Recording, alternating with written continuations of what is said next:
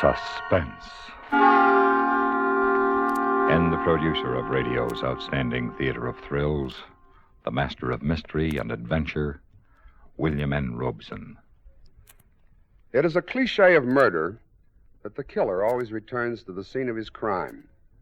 But we know of no recorded instance in which the victim has returned to the scene of his demise. However, we come as close as we can in the upcoming story. We have contrived to produce a reasonable facsimile of the corpse with some startlingly unpredictable results. Listen then as Miss Vanessa Brown stars in Vamp Till Dead, which begins in exactly 1 minute. How are you on riddles? What makes a country strong and active?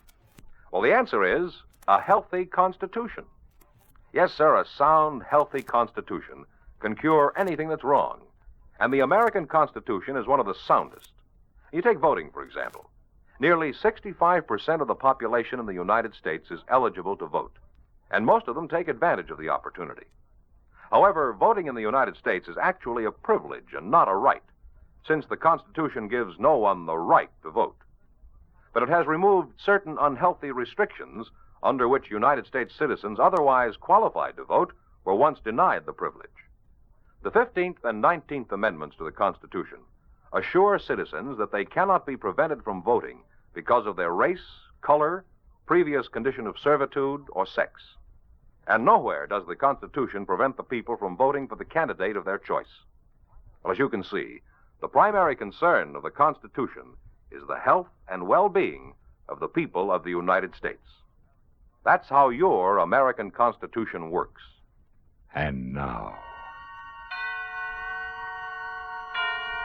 Vamp Till Dead, starring Miss Vanessa Brown. A tale well calculated to keep you in suspense. Your first name, what did you say it was? Amy, Mr. Gentry. Amy Watkins. Amy. Yes. And are you a good secretary, Amy? You have all of my recommendations, Mr. Gentry. I mailed them to you a week ago. Oh, yes, to be sure. I must have looked at them or I wouldn't have hired you and had you come all the way from New York, now would I?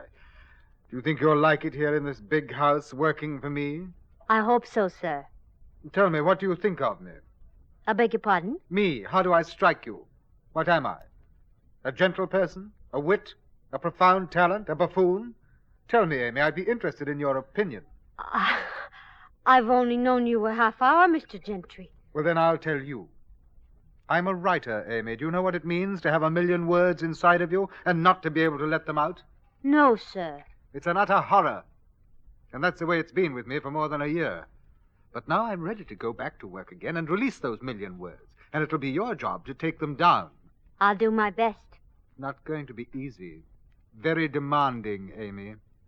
I understand, Mr. Gentry. The cook's name is Jenny. She'll help you find your way around the house. And for heaven's sake, call me Paul, not Mr. Gentry. Yes, Paul. That's better. Amy, I feel it helps if people adjust to new situations as quickly as possible. Have you heard about my wife? No, sir, I haven't. Well, you will. So I'll tell you. People around here say that I killed Mrs. Gentry. Good night, Amy.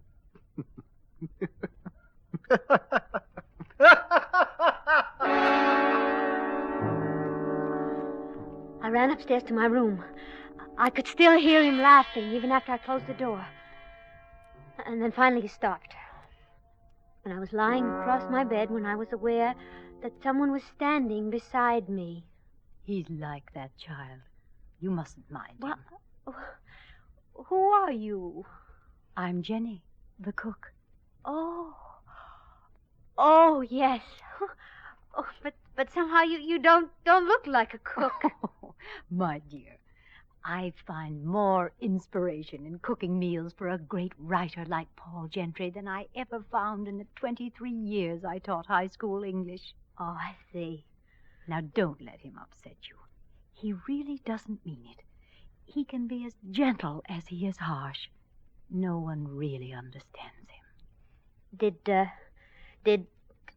Mrs. Gentry understand him? No, she didn't. She never made an attempt.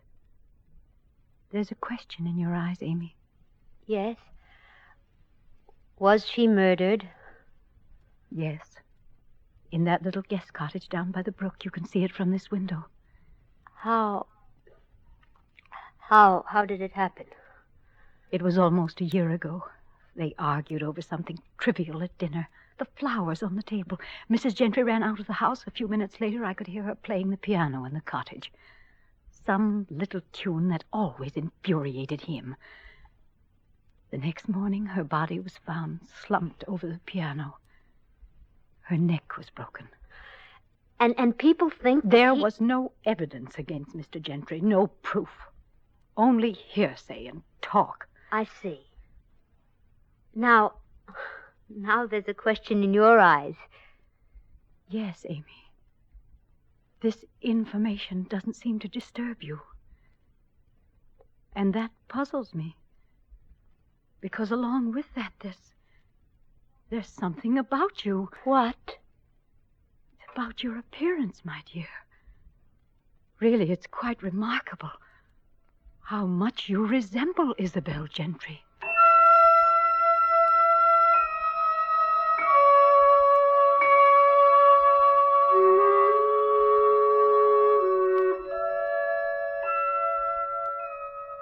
For the next 3 weeks, I took dictation from morning until night.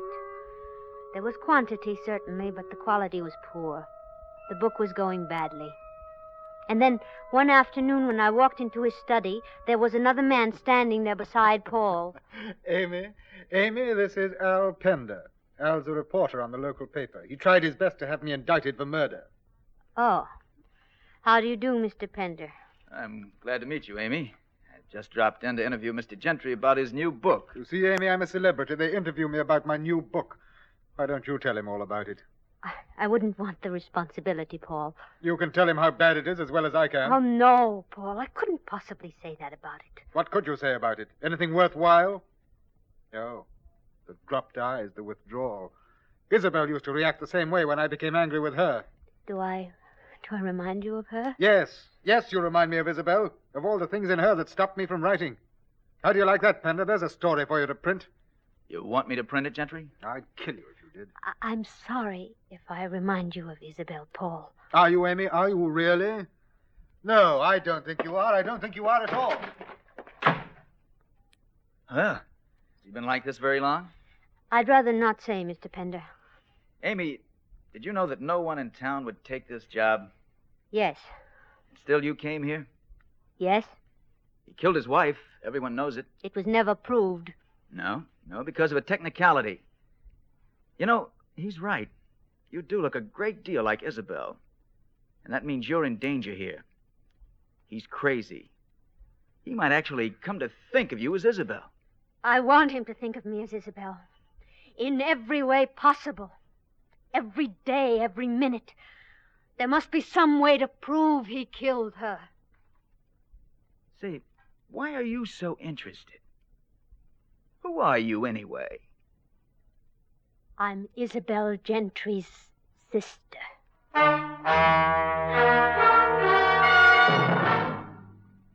The second act of Suspense continues in 1 minute. Those of us who live in cities and localities where regular letter carriers drop off our mail probably never wonder how mail is handled in places where almost nobody lives, where there just isn't anything and not much reason for going there. But the Postmaster General thought about it, and he did something about it. Now, the post office doesn't operate regular routes to these places because there isn't enough mail to pay to have a regular postman. But these lonely ones, such as prospectors in the Nevada mountains or trappers in the Alaskan wilderness or Louisiana bayous, are entitled to their mail, and an answer had to be found. So the Post Office Department set up a system of signing contracts with responsible people to deliver mail to these out-of-the-way places. These routes are known as star routes. Deliveries are made usually to boxes, same as RFD boxes, that stand deserted in some barren waste or along a rarely traveled river. Star route carriers use cars, horses, mules, rowboats, dog sleds, airplanes. Sometimes they walk. Whatever they need, they use to deliver the mail. I'll bet being a star route postman could be a lot of fun, but, rugged.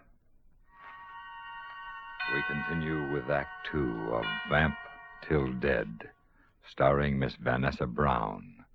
A tale well calculated to keep you in suspense. Yes. I am the sister of the woman Paul Gentry was accused of murdering. I was abroad during their courtship and marriage. We had never met. So it was simple for me to begin my campaign. I began to do everything the way I had remembered Isabel. I wore her favorite perfume. I held my head to one side and smiled the way she used to. I started using her expressions in my speech. I wasn't sure whether I was torturing him or he was torturing himself. But I was certain he began to think of me as Isabel. And then I began visiting the guest cottage where she was murdered, and playing the piano at which she died.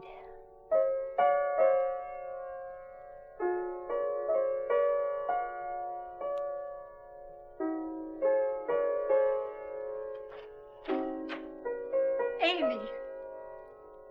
Oh, I didn't notice you come in, Jenny. What are you doing here in this cottage? Practicing. Must you practice that? What do you mean? That's the tune she used to play. I told you he hated it. Oh, I forgot. And your hair. You're wearing it the way she used to. Am I? Don't you see what you're doing to him? What? He hardly spends an hour a day writing now. It's just like it was when she was alive.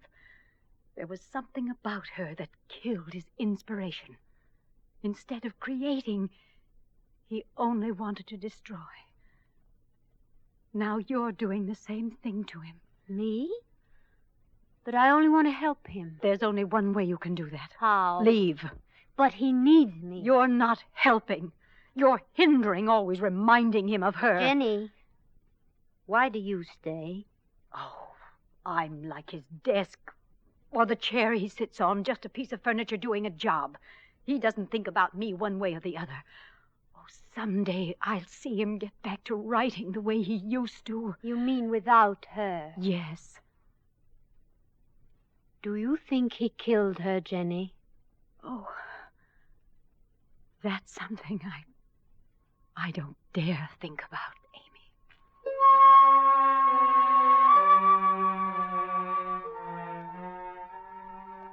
I thought about it.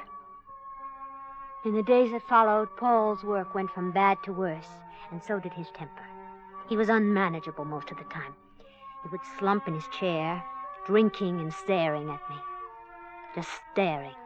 Staring, staring, staring.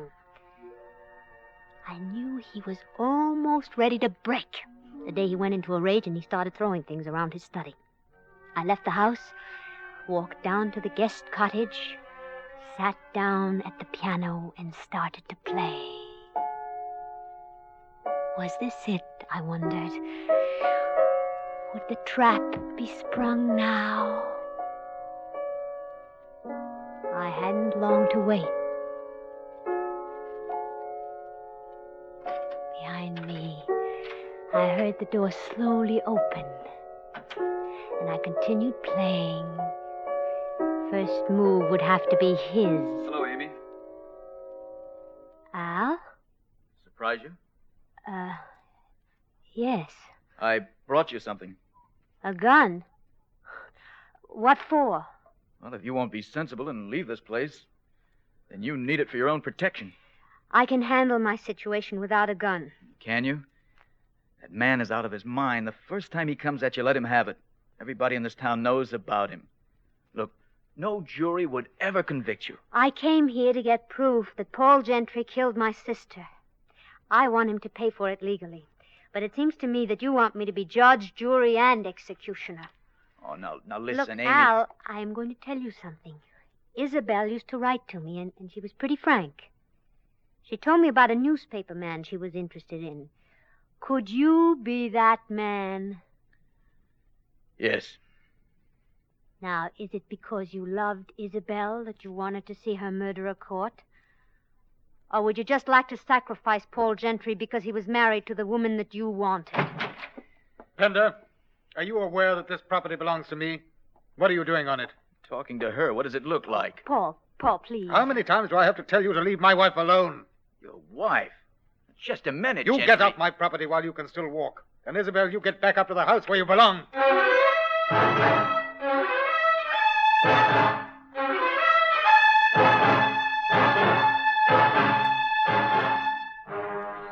I ran back to the house up to my room.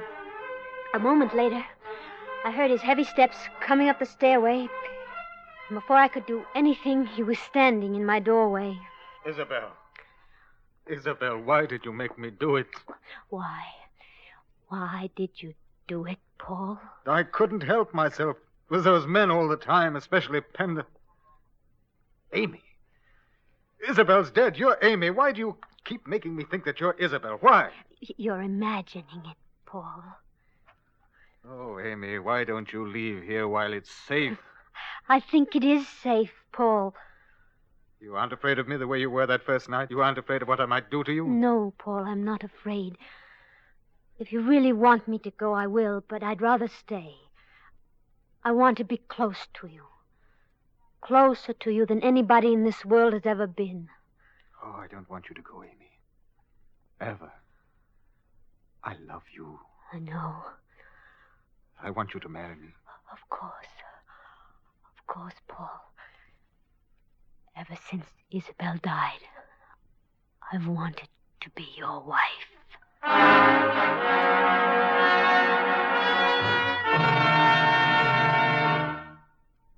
Act 3 of Suspense follows in 1 minute. Fool, thief. Perhaps you think name-calling isn't very nice, but people who are careless with fire in our forest land are not very nice. Think about the use you give wood and wood products every day of your life. Wouldn't you be foolish to risk damaging a single tree when wood is the source of so many comforts?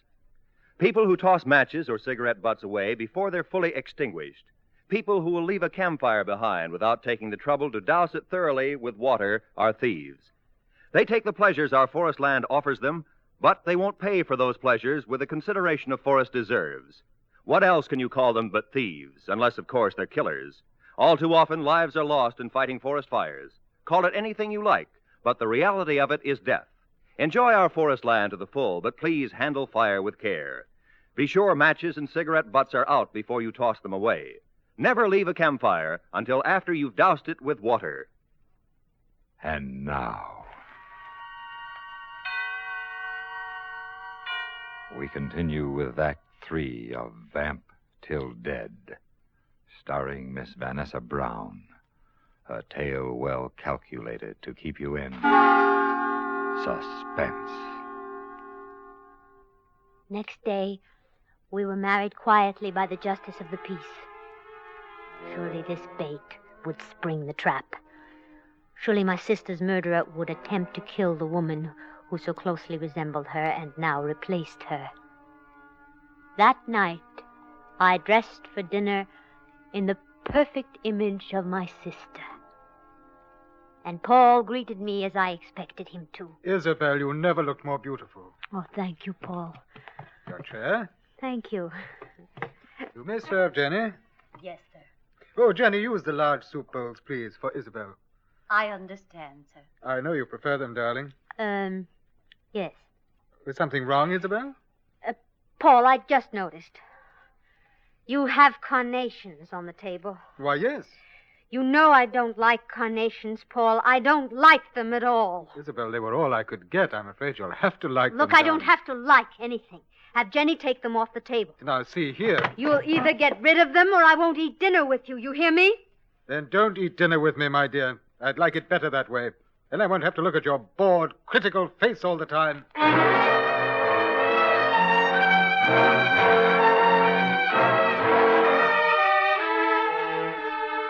It was rude and cruel, but I had to know. I had to act the same way Isabel had acted. For it was just a year ago tonight that she had been murdered.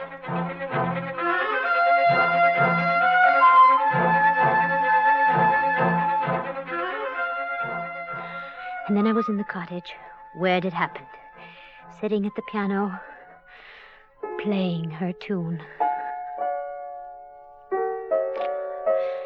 I sat there waiting. I knew I would hear steps first, and then a door. But I heard nothing. Nothing.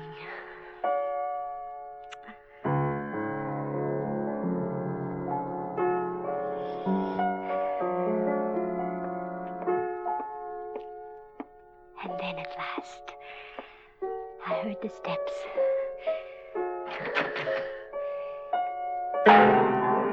No! Oh, no!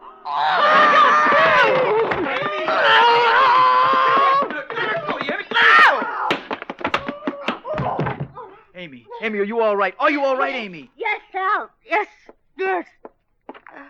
And stay where you are. I'll blow your head off. I always knew it was you who killed Isabel because she refused to run away with you. Oh, you're wrong, Gentry. It wasn't me. Look.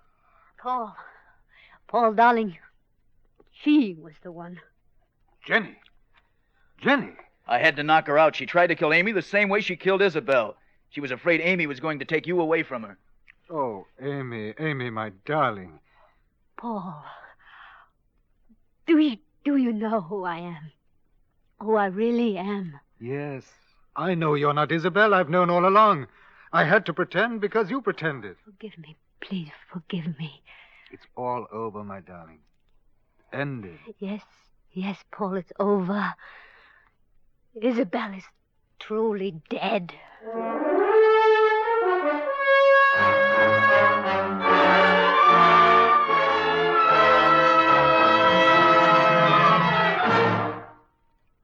Suspense.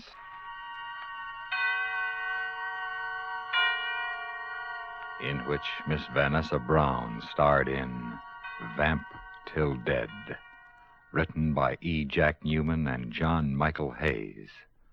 Suspense is produced and directed by William N. Robson. Supporting Miss Vanessa Brown in Vamp Till Dead were Jeanette Nolan, Ben Wright, and Norm Alden. Listen. Listen again next week when we bring you another tale well calculated to keep you in suspense.